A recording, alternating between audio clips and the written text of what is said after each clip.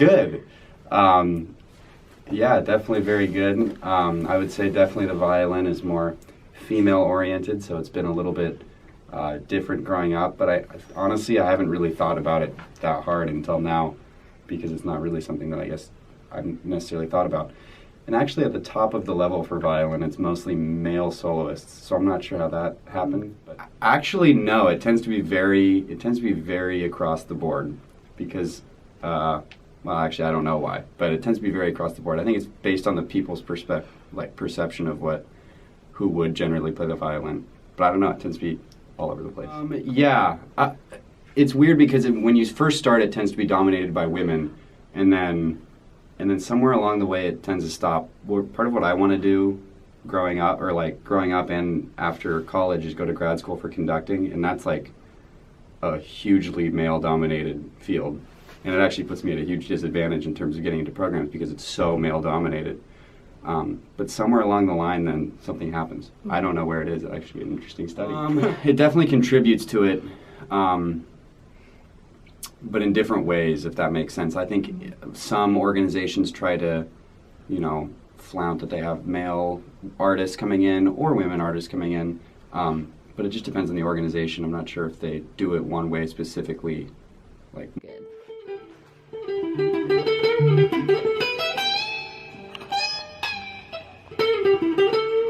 I'm Sydney Schmidt. I played cello for a while in middle school and high school, and then I had the awakening. I listened to the Arctic Monkeys, and that just changed my life. And so I started to play guitar, and I was friends with Evan Cox. We went to high school together, and it just so happened that he was putting together a band, and they needed a guitarist. So then I started playing guitar in my first band, and then once I got to Gonzaga, I found out that I really liked jazz. So I went from classical cello to playing rock and roll and jazz, which has been awesome. And certainly in all those scenarios, I am usually the only girl, and a lot of times also the only person of color. Just it's about around a group of around 5 jazz musicians, and you play music and you improvise. And this is the first semester that I'm in one with another girl, and she's a singer. So usually in those scenarios, I'm the only girl, and most of the time it's not a thing. It's just more of something that you recognize as you're playing, and kind of, I think sometimes gives importance to my playing because I know that I'm representing some kind of visibility for some people. And then certainly, in big band, there's definitely some girls that play horns, which is awesome. And then we actually have a girl. For the past 2 semesters, we've had female bass players, and they've been so cool. But in every band I've been in, the 2 major bands I've been in, I'm the only woman, and again, it really hasn't been much of a thing, but it's really validating when after a show, sometimes old ladies will come up to me and be like, "I see you playing that guitar with the boys," and it's a pretty cool experience to hear that people are seeing me for what I'm doing. Awesome. The joke in the band is that usually once every time we play, some man, or sometimes it's a woman, will come up to me afterwards and say, "You are so good at the bass." And I don't play bass. I play the 6-string guitar. And I think it's just, I don't know why people only think girls play bass, but I think I'm literally going to make a shirt that says arrow, this is a guitar, and arrow, this is a girl. Because it's just such I think it's a thing that people only think that girls play bass. So it's a little frustrating in that sometimes I'll play the coolest solo, and people will think one of the other boys played it, even though it's clearly me. Or they'll be like, "Yeah, you really nailed the bass," and I'm like, "Cool. It's not what I did, but I appreciate the attempt at a compliment." Yeah. I know with Boone Street, with the sketches that we get written in, more likely than not, there's going to be a majority guy roles in those sketches. And we try our best to keep it even with guys and girls with our cast. So it's kind of a bummer in a sense that there's not a lot of roles for women in that, because more likely than not, we have to kind of gender bend some roles, or a girl's going to be playing a guy in this, or we have to switch it when we should have more roles that are written for females. Ooh, one thing, that's something that I kind of have a pet peeve about with Boone Street is we almost every show I've been in, there's been the stereotypical like frat guy, like muscular dude, and it can be portrayed as a funny character, but it's been in every single Boone Street that I've ever been a part of, whether it's writing or directing, and so people naturally kind of like gravitate towards that character, and I don't know if it's because it's just like an easy character where it's just like it's automatically funny. It's just like someone smashes a beer can on their head and throws it on the ground or whatever. But that is something I definitely see that I get kind of not mad, but it's just like, again, we have this character again. I'd say as a whole,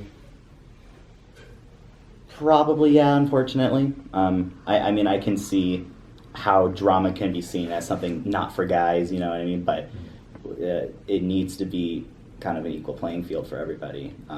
So I'd say yes. For me, it's just identifying the characters that constantly pop up, just because Boone Street's very kind of character heavy. And then when it comes to Guts, it's more like it's common for guys to kind of drive the scenes in improv. That's just something that you kind of see. It's unfortunate. It's kind of like the thing if a woman has to say something twice to be heard in like a room or something like that. And you see that with jokes as well. Someone will say something, doesn't get a laugh. The guy says it the second time, gets a huge laugh. So kind of being aware of kind of like that structure when it comes to even stuff like improv. So currently I'm on the Bomb Squad, which is a hip-hop dance team, and we perform in all the basketball and volleyball games. In the past, I have also taken like a musical theater dance class. No, I would say you don't see a lot of men like in like the fine arts and stuff. So with the lack of like men you see, I feel like you mostly see men acting or either playing instruments, kind of just like not be like their self, kind of like as you're acting, you're like portraying like a different character, and like with an instrument, it's just like a talent that you have. So I feel like men usually don't want to be, I don't know, for me personally, I like don't like to like act like I'm somebody else on the stage, so it's like fun for me to dance because I can like show my personality. But I know for like some people, acting is a good way to just like get out of like who they are and like be a completely different person, if that helps. I don't know. Does your gender play a role in this art form? If so, how? Yes, very much so. So the Suzanne, oh my God, Suzanne Oster-Smith, who's the dance program director. She's very like on top of me, like my freshman, sophomore year, of like making me be a dance minor, like wanted me to like be a dance minor, like because she wanted more guys to be in the dance program, and so. I never really did it, but I kind of like kept her happy and like did a few classes here and there and stayed involved. And then whenever we have gel weekend or like little dance program events with like incoming freshmen thinking about doing dance, they always want me there. And like I always say like I'm not gonna go because like there's no guys there for me to talk to and I just stand there alone. But they like want me there all the time just so like if there is a guy or like if there are like girls that see like guys there, then they can like reach out to like some of their guy friends that they think would be interested. So just me being there and like having kind of like a presence in like the dance program, like them seeing like there's guys in the dance program is really beneficial for them. It's something that they really want/need. And then also like even for orientation, they always wanted me to do like we had like a dance orientation thing, and we'd like perform at the Mortar Woolton Center or we perform downtown for the incoming freshmen, and they always wanted like some guy there to kind of like show that we have guys in the dance program, like it's okay, like, and like I'm like a good like resource for them too because I didn't start dancing until like a year and a half ago. It was very much a college thing, and now I'm just like someone who says like you don't have to dance your whole life, you can just pick it up here and go off, like run with it. I think he's portrayed it very well actually. Like High School Musical, for example, you have like the typical jock, like Troy Bolton, like basketball player, star athlete, and then he joins theater, and he just like might get a Juilliard scholarship and stuff like that. So just showing that balance of you don't have to be this dominant like male all the time. You don't have to be like super like that toxic masculinity just like isn't there through the media, and then also just the things that like celebrities post or like these roles that celebrities play in movies and stuff like that also show that not all men like can't do fine arts. Like it's very much a gender neutral thing.